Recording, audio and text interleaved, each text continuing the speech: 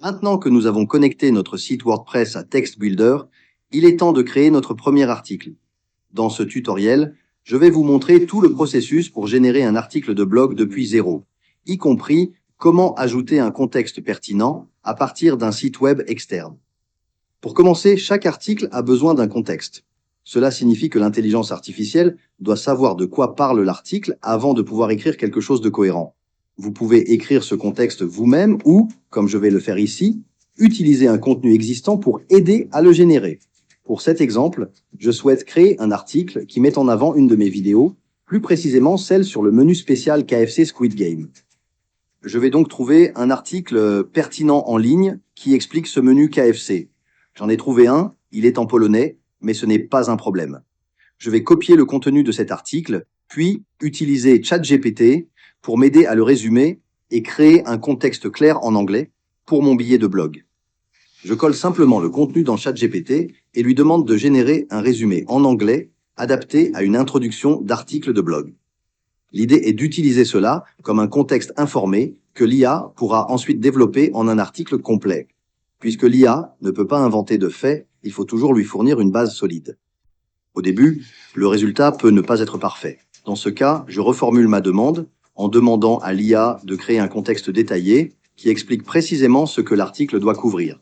Cela permet de s'assurer que n'importe quel outil d'écriture IA pourra produire un article pertinent et informatif, même s'il ne connaît pas le sujet à l'avance. Une fois que je suis satisfait du contexte, je passe à Text Builder. Je vais dans la section Autopilote où je peux commencer un nouveau projet.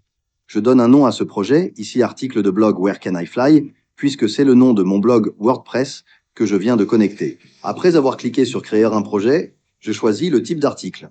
Ici, je veux un article informatif. Je colle le contexte en texte brut que je viens de générer avec ChatGPT. Cela donne à l'IA toutes les informations nécessaires pour construire l'article. Ensuite, je saisis le titre de l'article. Comme ChatGPT m'en a déjà proposé un bon, je le réutilise.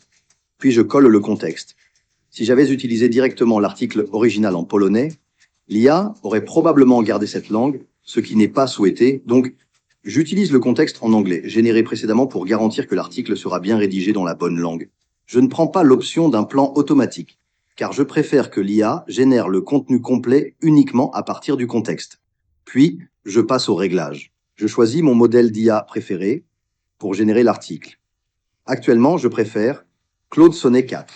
Je règle la langue sur l'anglais, le style d'écriture à la deuxième personne, avec un ton informatif.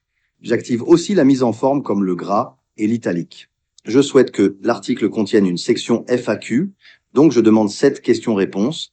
J'active aussi des points clés à retenir pour une meilleure clarté et un résumé à la fin.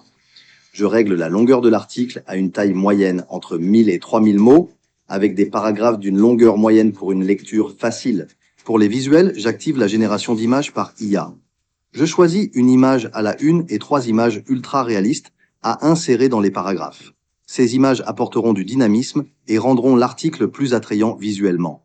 Enfin, pour améliorer le référencement et l'expérience du lecteur, j'active l'insertion automatique de liens externes. Je demande 3 liens placés aléatoirement dans l'article. Voilà pour la configuration. Maintenant, il ne reste plus qu'à cliquer sur Générer l'article. Le processus prend un peu de temps, mais une fois terminé, nous aurons un article complet, prêt à être publié, avec tout ce qu'il faut. Une introduction pertinente, un contenu utile, des visuels et des liens. Le tout généré à partir du contexte que nous avons fourni.